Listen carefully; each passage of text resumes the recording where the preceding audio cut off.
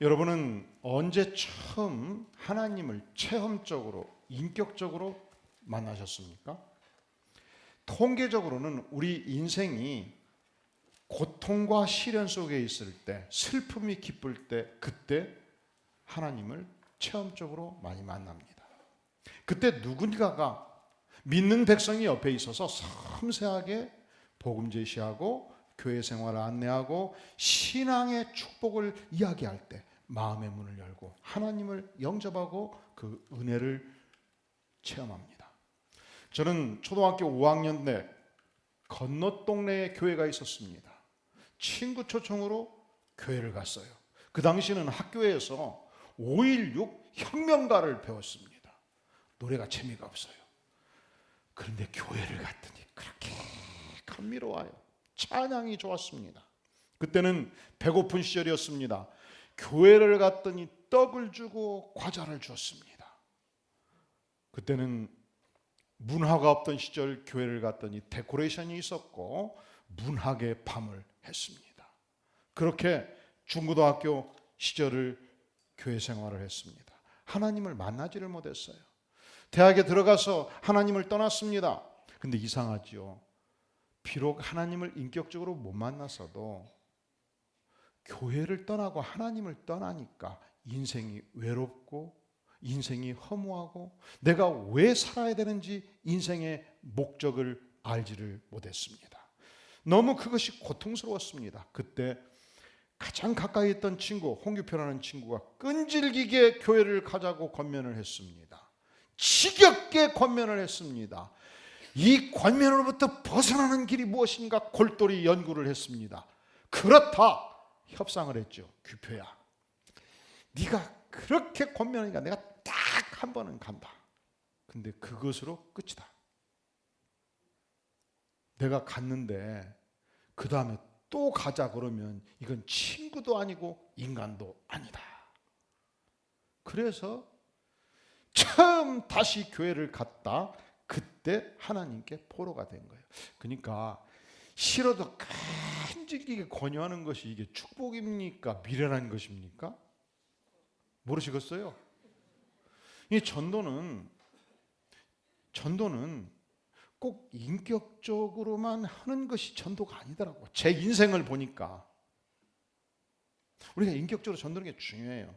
인격을 존중할 필요가 있어요. 그런데 어떨 때는 친구를 향해서 끈질기게 전도하는 것도 축복이더라고요. 그때 하나님의 은혜를 깨달았습니다. 그때 이후로 공식적으로는 한 번도 하나님을 떠나질 않았어요. 마음은 왔다 갔다 한 적이 있었지만, 그런데 요셉의 형들 10명이요 창세기 29장에서 출생 기록이 나오고 오늘 42장까지 놀랍게도 하나님에 대한 고백이 없어요. 하나님을 예배하였다, 하나님을 찬양하였다, 하나님을 기뻐하였다, 하나님을 향한 체험의 고백이 전혀 나타나지 않습니다. 오히려 동생을 노예로 팔아 넘긴 사건이 등장하고요, 아버지에게는 거짓말하지요. 짐승에게 찢겨 죽었다고 거짓 보고를 합니다. 그렇게 22년의 세월을 보내고 식량을 구하러 엄청난 기근이 들었을 때 애굽에 왔다가 총리 대신을 만납니다. 그때까지도 아직 이 총리 대신이 자기 동생인 것을 알지 못했습니다. 요셉은 총리 대신으로서 형들을 즉각 알아보았습니다. 형들이 요셉을 대면하고 대화를 한 이후 드디어 신앙 고백을 해요. 우리 다 함께 28절 같이 한번 봉독하겠어요? 창세기 28장 28절 한 목소리로 같이 봉독합니다. 시작. 보라, 자루 속에 있도다. 이에 그들이 혼이 나서 떨며 서로 돌아보며 말하되 하나님이 어찌하여 이런 일을 우리에게 행하셨는가 하고, 자, 그러면 과연 어떻게 해서 이 죄 많은 형들이, 죄 많은 인생들이 하나님을 신앙 고백하게 되었는가? 자, 우리가 몇 가지로 그 이유를 살펴볼 수 있습니다. 사실은 요셉은 형들을 만났을 때 22년 전 죄가를 결코 형들이 회개하지 않고는 하나님을 만날 수 없다는 사실을 알았습니다. 형들을 회개시키기로 작정한 것입니다. 22년 전 그가 간절히 형들에게 나 좀 살려주시오 빌 때 형들은 거들떠 보지 않았습니다. 제발 노예로 팔지 말아주시오라고 애원할 때 무참하게 싹을 잘라버렸습니다. 무자비하게 팔아 넘겼습니다. 인면수심, 사람의 얼굴을 가지고 있으되 짐승의 마음을 가졌던 조치였습니다. 어찌 그 죄를 회개하지 않고 하나님을 만날 수 있겠습니까? 그래서 요셉은 두 가지 계획을 세워요. 첫 번째 플랜 A, 그것은 형들 10명을 스파이로 감금한 것입니다.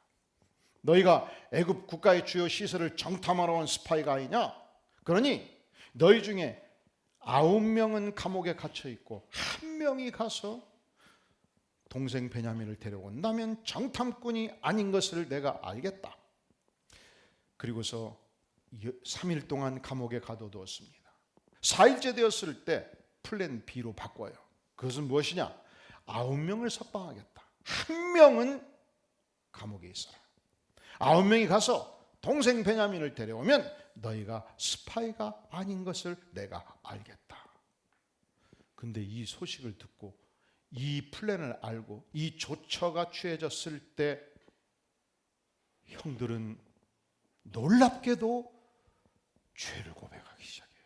자, 21절 22절 같이 한번 읽어볼까요? 시작. 그들이 서로 말하되 우리가 아우의 일로 말미암아 범죄하였도다. 그가 우리에게 애걸할 때 그 마음의 괴로움을 보고도 듣지 아니하였으므로 이 괴로움이 우리에게 임하도다. 루벤이 그들에게 대답하여 이르되 내가 너희에게 이 아이에 대하여 죄를 짓지 말라고 하지 아니하였더냐? 그래도 너희가 듣지 아니하였노라. 그러므로 그의 핏값을 치르게 되었도다. 자, 이 편에는 이 고백 안에는 세 가지 요소가 있어요. 첫째로 까마득하게 잊었던 과거 22년 전의 사건을 온전히 다시 기억 속에서 끄집어낸 거예요. 여러분 나이 60이 넘으면요, 태어났을 때부터 60년 동안 가졌던 그 모든 사진첩 10대 개 되는 거 확 청산해서 한 2개로 줄여버리세요. 15살 때 친구들하고 사진 찍은 게 내가 모르는 애들이 있어요. 20살 때 또 모르는 애들이 있고, 자녀들에 가는 것은 시장 갔으면 다 추려서 보내줘 버리고, 그거 이사 갈 때 15개 사진첩을 어떻게 다 가지고 다니겠습니까? 그런데 어떤 사진은요 한참 구다 봐도 기억이 전혀 안 날 때가 있어요. 아니 이게 분명히 설악산 사진인데 내가 그때 갔던가 안 갔던가 이럴 수가 있단 말이죠. 이렇게 과거 22년 전 무지무지한 죄를 짓고도 잊고 살았던 그 명백한 사건이 다시 솟구쳐 나온 것입니다. 두 번째, 형들은 그 사건을 기억하고 가슴을 치면서 우리가 아우의 일로 범죄하였도다. 우리의 죄가 크도다. 죄악을 고백하고 있습니다. 죄가 죄인 것을 분명하게 인식하기 시작한 것입니다. 세 번째로, 형들은 지금 자신들이 받고 있는 이 고통이 요셉이 당했던 고통의 보상이라고, 지금 우리가 받고 있는 이 무지막지한 양심의 가책이 과거 우리가 요셉에게 고통을 줌으로 말미암아 그로 인해서 우리에게 주어지는 고통이라고 인식하기 시작한 것입니다. 고통의 의미를 알기 시작한 거예요. 여러분, 우리가 인생을 살면서 원치 않는 어떤 사건과 고통을 만나서 괴로울 때 단지 그 괴로움만 탈출하려고 생각해서는 안 돼요. 이 고통의 원인이 어디에 있는가? 영적인 이유, 영적인 원인을 파악할 필요가 있습니다. 하나님께서 그때 그 죄를 회개할 것을 나에게 간절히 요구할 수 있습니다. 또한 우리 인생은요, 다른 사람에게 무서운 고통을 가하고도 그것이 얼마나 상대방이 아파할 것인가를 잘 모르는 것이 인생입니다. 상대방에게 무지막지하게 상처를 주고도 우리는 쉽게 잊어요. 그런데 반대로 고통을 받은 사람, 상처를 받은 사람은 그 상황 전체를 세밀하게 자세하게 기억하고 결코 잊지 않습니다. 우리가 한일 관계에서 일제 36년 동안 대한민국을 한반도를 지배하고 독립운동가들을 무참하게 학살하고 학대하고 죽이고 학대하고 이 지배했던 이 피비린내라는 역사를 우리는 기억하지요. 우리는 잊을 수가 없지요. 그런데 이상하지요. 가해자인 일본은 두 가지로 얘기합니다. 첫째는 일본이 지배하던 시대에 한국의 경제가 엄청나게 발전했다, 우리는 도움을 줬다, 그렇게 얘기를 해요. 두 번째로는 그 가학적인 태도에 대해서 얼마나 한반도의 백성들이 고통했을 것인가를 생각하지 않기 때문에 이 총리 대신이라는 분이 그 당시 전쟁을 일으켰던 유명한 대신들, 장관들 이 숭배하는 뭐라고 합니까? 신사 그 시신과 혹은 가묘와 혹은 그 이름을 위패를 모시고 있는 신사를 그들이 한반도에서 엄청나게 죄를 범했음에도 불구하고 그들을 존경하고 경배하겠노라고 총리 대신과 정치인들이 연초가 되면 때가 되면 가잖아요.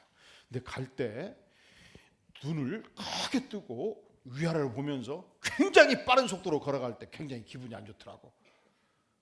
고개를 좀 숙이고 우리가 해서는 안 될 일인데 하면서 이렇게 조용히 이렇게 천천히 걸으면 모르겠는데 그냥 막쫙 하면서 그냥 딱 가가지고 딱 하고서 딱 연미복 입고 딱 하고서 딱 서가지고 기자회견할 때 보면은 아이고 저것이 얼굴이라고 인간이라고, 응? 그리고서 오히려 한반도를 향해서 경제 건설에 이바지했다고 주장하고 생각하는 모습을 보노라면 이것이 일본이기 때문에 특별히 그렇다기 봐도 인간의 죄성을 보여주는 거예요. 우리는 가해자가 될 때 상대방이 얼마나 고통스러울 것인가에 대해서 별로 고려하지 않아요.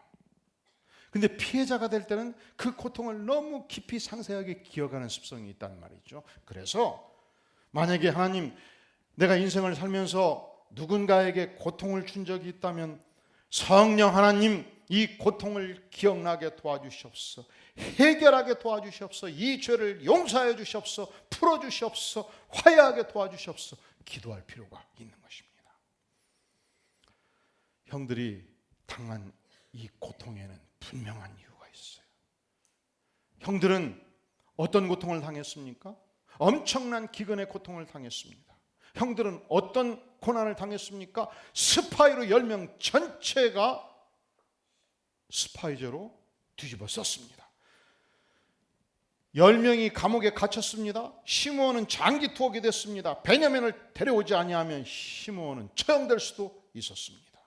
그런데 이 엄청난 고난의 강을 건너면서 형들은 축복을 받은 거예요. 어떤 축복이에요? 하나님을 만나는 축복. 어떤 축복입니까? 참회하는 축복. 어떤 축복입니까? 죄를 참회함으로 과거를 온전히 청산하는 축복. 몇 년 전 미국 플로리다의 올란도 수완 호텔에서 있던 일입니다. 이 수완 호텔의 그랜드 볼륨 특별 연회장에서 1200명의 회중이 함께 오찬을 하고 집회를 하고 있었습니다. 이 모임의 하이라이트는 카트리나라는 23세 된 젊은 여인의 독창이었습니다. 너무도 아름다운 독창이었는데 이 독창이 하나님을 찬양하는 찬양의 노래였습니다. 너무 감동이 있었기 때문에 모든 회중이 기립박수를 하고 착석했을 때 이 여인이 마이크를 잡고 자기 인생 스토리를 고백하기 시작했습니다. 저는 14살 때 가출을 했습니다. 부모님이 너무너무 싫었습니다. 그리고 거리의 여인이 되어서 마약을 하고 중독에 빠졌고 매춘을 했습니다. 저는 그 세월이 지옥 같은 삶이었습니다. 청중들은 깜짝 놀랐어요. 왜냐하면 이렇게 미모의 여인에게 이렇게 비극적인 삶이 있었다니. 저는 수도 없이 체포되었고 교도소를 들락거리기 시작했습니다. 교정당국은 제가 희망이 없다고 판단하고 수용소에 집어넣었습니다. 그 수용소의 이름은 희망의 집이었습니다. 여러분, 희망의 집에 누구를 보내는 거예요? 예? 도무지 희망이 없는 자들을 보낸 거예요. 우리 목회자들은 그런 얘기합니다. 이해하고 들으세요. 그런 얘기를 한다는 거니까 소망교회 가봤더니 소망이 없고 사랑교회 가봤더니 사랑이 없더래요. 우리 교회 갔더니 우리가 없고, 그래서 누구도 우리 교회란 말을 못 쓰게 만들었으니 좋은 이름이 아니다, 뭐 이런 얘기들을 해요. 근데 희망이 없는 자들을 보내는 곳, 희망의 집에 갔는데 그곳에서 희망을 찾은 거예요. 사감이었던 사라 트로링거가 이 카트리나를 끝없이 사랑해줬습니다. 먹여줬습니다. 그의 인생 스토리를 들어줬습니다. 비극적인 이야기를 들을 때 눈물을 흘리며 안아주었습니다. 재워줬습니다. 그리고 예수 그리스도의 복음을 증거하기 시작한 것입니다. 예수님은 너를 목숨을 버리기까지 사랑하셨단다. 예수님은 너의 인생을 중독에서 구원하시기 위해서 치를 수 있는 모든 대가를 치르셨단다. 예수님을 믿을 때 너의 인생은 새로워질 수 있고 예수님이 부활하심으로 너도 영원한 생명을 살 수 있단다. 그가 예수님을 믿었습니다. 의욕이 생겼습니다. 타는 목마름으로 갱생의 길을 가기 시작했습니다. 그가 하나님의 말씀으로 제자 훈련을 받기 시작했고 죄책감과 수치심에서 온전히 벗어나기 시작했습니다. 하나님의 용서를 체험했고 심령의 치료를 체험했습니다. 그에게 찬양의 은사가 있어서 열심히 찬양하는 삶을 살면서 여기저기에서 초청이 오기 시작했습니다. 가는 곳곳마다 하나님을 찬양하는 노래로 그는 명성을 얻기 시작했습니다.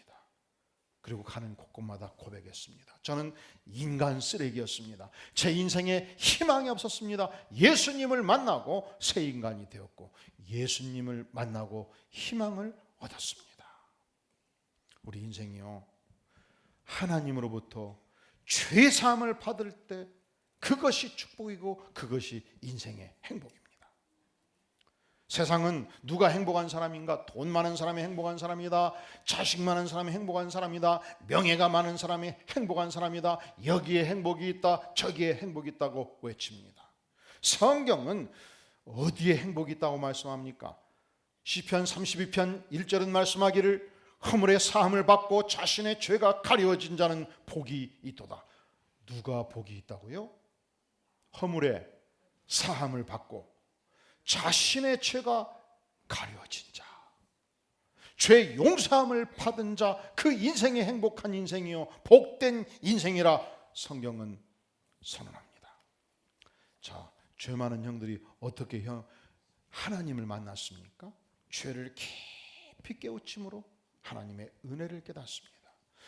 죄 많은 형들이 어떻게 하나님을 만났습니까? 사실은 요셉은 또 하나의 플랜 C, 세 번째 계획을 세워요. 형들을 고향 땅으로 보낼 때 곡식을 가득 전대에 채워줍니다. 그리고 형들이 곡식값으로 주었던 그 돈을 다시 자루 속에 다 넣어준 거예요. 노잣돈까지 더 줬던 거예요. 형들은 이 무거운 곡식자루를 메고서 멤피스에서, 애굽의 수도 멤피스에서 가나안 땅 헤브론까지 걷기 시작했습니다. 무려 400km였습니다. 장정으로 한 달을 걸어가는 거리였습니다. 가던 길에 여관방에서 쉬어갑니다. 나귀에게 먹이를 주기 위해서 자루를 풀어 헤쳤습니다. 그런데 그 속에서 돈이 쏟아져 나온 것입니다. 이것이 문제였습니다. 자, 보세요. 28절. 그가 그 형제에게 말하되 내 돈을 토로 넣었도다. 보라, 자루 속에 있도다. 이에 그들이 어떻게 된 거예요? 이에 그들이 어떻게 됐다고요? 어떻게 됐어요? 혼이 났다. 이게 혼이 나갔다는 얘기예요. 혼이 나갈 만큼 두렵고 떨리는 사건이었습니다. 여러분, 이것이 왜 혼이 나갈 만큼 두렵고 떨리는 사건입니까? 지금 시므온은 체포된 상태고 장기 구금된 상태예요.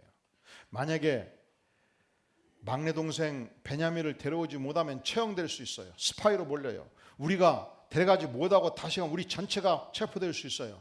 그런데 돈을 주고서 식량을 샀는데 그 속에 돈이 있다는 것은 우리가 왕도둑이 됐다고, 우리가 왕도둑으로 몰릴 수 있다는 것을 의미하는 것입니다. 우리가 다시 체포되고 구금되어서 사형 언도 받으면 죽을 수 있다. 이것이 자루 속의 돈의 의미였습니다. 이들은 이 사건을 경험하면서 혼쭐이 난 거예요. 혼이 나갈 만큼 두렵고 떨렸습니다. 서로 돌아보며 말하되, 이 엄청난 사건을 겪으면서 그들은 하나님을 기억한 거예요. 이 심판의 고통스러운 사건을 통해서 하나님이 어찌하여 이런 일을 우리에게 행하셨는고 하나님께 돌이킨 것입니다.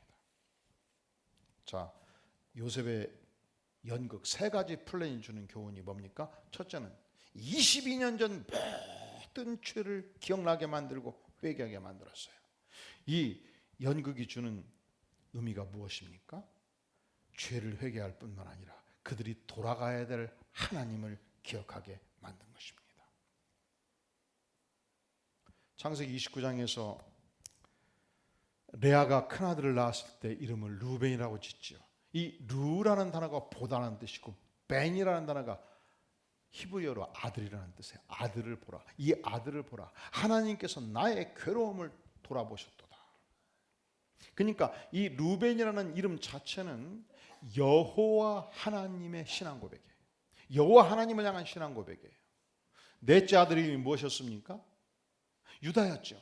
유다가 무슨 뜻일까요? 일반적으로 서양 사회에서 예수님을 잘 섬겼던 인물들은 자식을 낳을 때 많이 이름을 줬어요. 우리 부목사님 이름도 뭡니까? 예수님 제자 중에서 가장 사랑이 많은 제자가 누굽니까? 그래서 부모님이 김요한, 미국에서 걷다가 피터 하면 다 돌아본대요. 12제자 중에서 수제자가 누굽니까? 베드로. 그러니까 이름이 많아요. 근데 유다는 이름이 별로 없어요. 왜 그럴까요? 유다 하면 두 가지를 기억하는 거예요. 첫째로 배신자 가론 유다. 그래서 유다 이름을 잘 안 써요. 근데 그래도 난 꼭 아들 이름을 유다로 하겠다. 김유다 있거든요.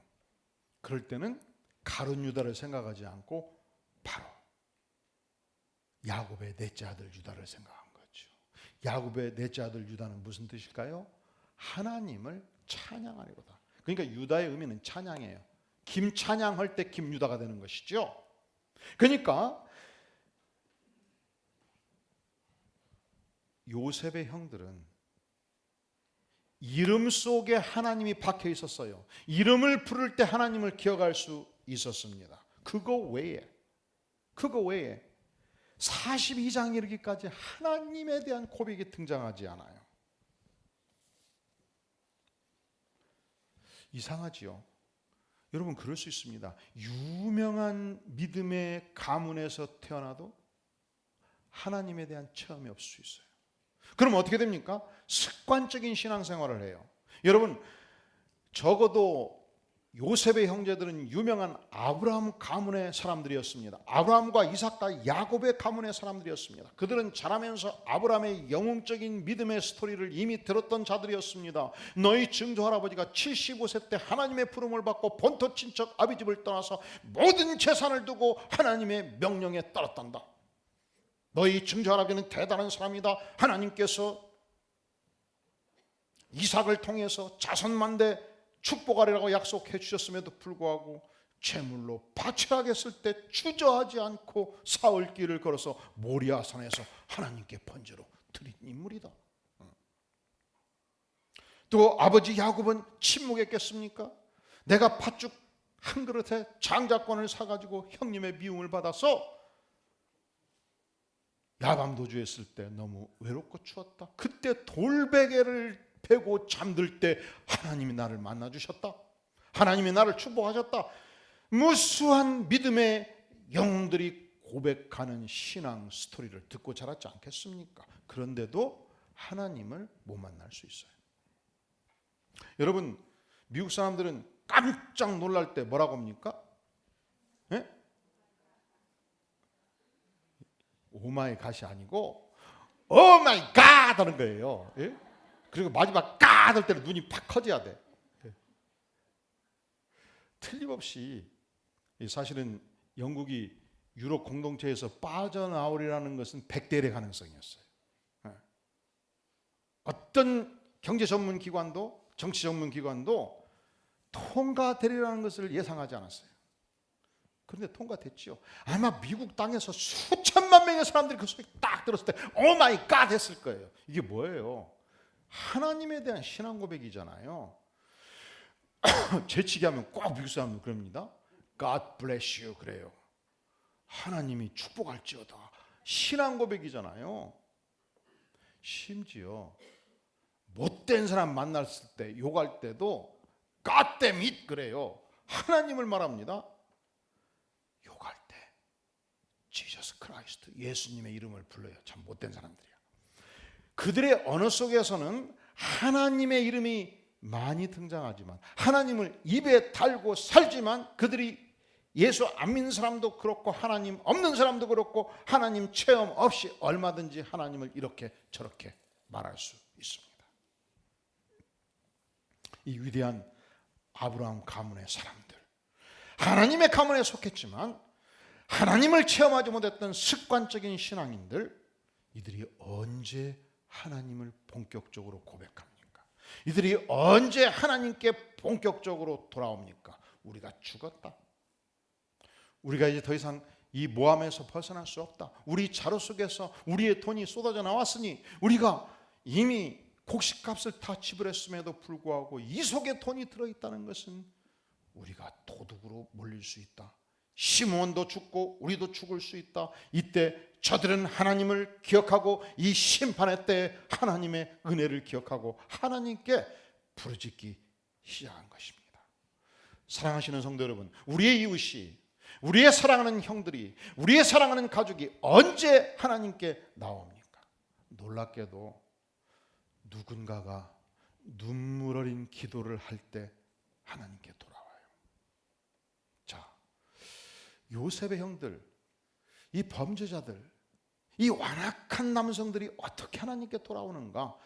죄악을 알고 참여하면서 돌아와요. 어떻게 돌아오는가? 이 두려움의 사건을 통해서 전능자 하나님을 기억해요. 어떻게 돌아오는가?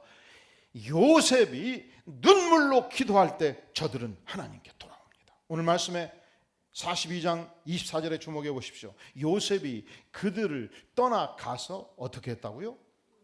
떠나가서 울었습니다. 자, 43장 30절 요셉이 아우를 사랑하는 마음이 복받쳐 급히 어떻게 했어요?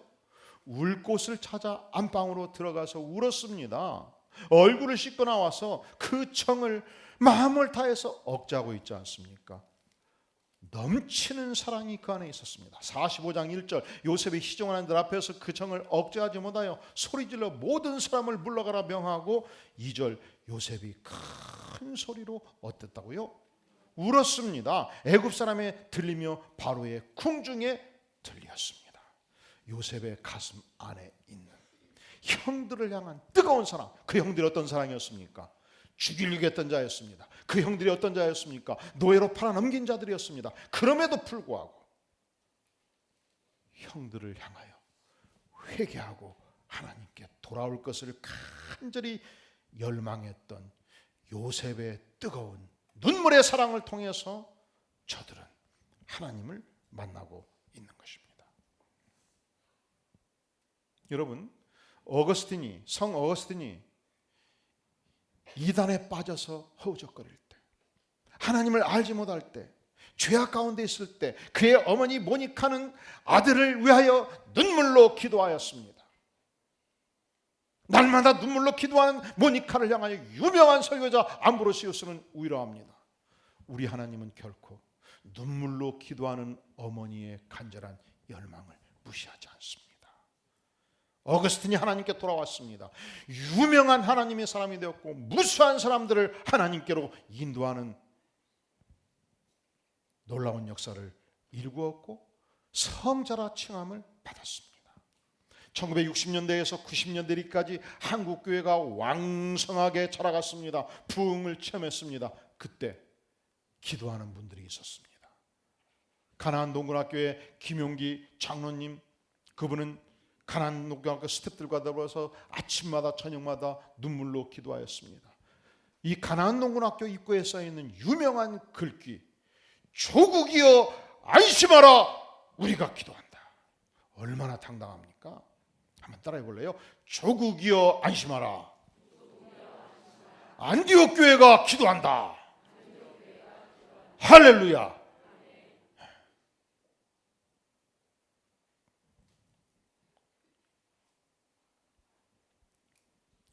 CCC의 창설자인 김중구 목사님은 연초가 되면 창설 이후 그분이 세상 뜰 때까지 원단 금식 기도를 했어요. 모든 스태프들과 젊은이를 모아놓고 3일씩 금식을 시키면서 기도를 했어요. 제가 언젠가 용인지구 CCC에서 원단 금식 기도에 강사로 갔다가 죽을 뻔했어요. 다 금식하는데 먹을 수 있습니까? 금식해야 됩니까? 금식해야죠. 그런데 문제는 금식하는 청년들이 다 누워 있어요. 왜 누워 있어요? 힘이 없는 거예요. 화장실도 안 가. 먹은 거 있어야 가지. 눈은 풀어져 있고. 근데 저는 뭐예요? 설교를 하잖아요. 아이고, 금식기도 설교 갈 것이 아니더라고. 아주 죽을 뻔했어요. 그리고 나도 밥을 안 먹은 상태에서 설교를 하니까 말이 안 나오는 거예요. 말이. 배고파 죽겠는데. 제가 일주일 중에서 언제 가장 밥맛이 나는지 압니까? 언제? 주일 점심 때. 주일 점심 때는 아무리 반찬이 없어도 맛있어요. 설교를 4번 하고 나면 온몸에 이 영양가가 싹 빠져버리는 거예요. 여러분 성가대원들한테 물어보세요. 언제 일주일에 제일 맛있냐? 주일 점심. 왜냐하면 성가대 쓰기 전에 2시간 열심히 찬양했죠. 그냥 성가를 하나님께 부르지 찬양했죠. 그러면 너무너무 밥맛. 여러분 밥맛 없는 분들은 다 성가대로 성가대 오시죠 뭐라요? 떨어지면 찬양단. 찬양단도 오시죠 뭐라요? 그러면 제2찬양단. 하여간 하나님을 찬양하면 밥맛 나게 돼 있어요. 설교하면 밥맛 나게 돼 있고. 그런데 먹은 것이 없으니까 아무리 설교를 하고 싶어도 힘이 안 나더라고요.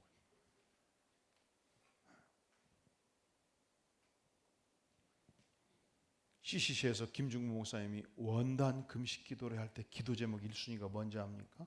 이 CCC를 발전시켜 주시옵소서가 아니었어요. 민족 복음화 운동을 위해서 기도하는 전국 강산의 고을마다 하나님을 찬양하는 교회들을 세워 주시옵소서. 이것으로 눈물로 기도했습니까? 한경리 목사님이 영락교회를 은퇴하고 성남의 남한산성 암자에서 날마다 기도를 하셨습니다. 민족 복음화를 위해서 기도를 했고 전군 복음화를 위해서 기도를 했어요. 이 기도를 통해서 영락교회에 기업을 가진 수많은 분들이 전국 방방곡곡 사단마다 교회를 세우기 시작한 거예요. 그때 세웠던 그 수많은 교회들로 인해서 수많은 창병들이 예수 믿고 하나님께로 돌아왔습니다. 스코틀랜드를 사랑했던 존 낙스 목사님은 스코틀랜드의 부흥을 위해서 간절히 기도했습니다. 그는 이렇게 기도했어요. 하나님, 스코틀랜드를 부흥시켜 주시옵소서. 하나님이 스코틀랜드를 내게 주시옵소서. 아니면 죽음을 주시옵소서. 목숨을 걸고 부흥을 위해서 기도했을 때 하나님께서 스코틀랜드에 놀라운 부흥을 허락해 주셨습니다. 자, 우리가 어떻게 우리의 사랑하는 부모, 형제, 이웃들을 하나님께로 인도할 수 있겠습니까? 우리는 요셉으로부터 교훈을 받습니다. 과거의 모든 죄를 하나님 앞에 낱낱이 고백하고 청산하고 회개하게 함으로 하나님께 돌이킵니다. 어떻게 하나님께 돌아올 수 있습니까? 우리가 사건을 만날 때 하나님을 인식하는 눈을 갖는 것입니다. 우리가 어떻게 하나님을 만나도록 도울 수 있습니까? 눈물로 기도할 때 하나님께서 저들의 마음을 하나님께로 인도해 주십니다. 다 함께 머리 숙여 기도하겠습니다. 영광의 주님, 연약한 인생 하나님의 은혜를 깨우치고 하나님께로 나아가오니 아버지여, 나의 입술을 통해서, 나의 기도를 통해서 우리의 사랑하는 부모, 형제, 이웃들 주 앞에 인도하기를 구하오니 아버지여, 우리를 불쌍히 여기주시옵소서. 우리의 기도를 응낙하여 주시옵소서. 예수님의 이름으로 간절히 기도하옵나이다. 아멘. 다 함께 오늘의 말씀을 기억하면서 은혜로다 찬양합니다.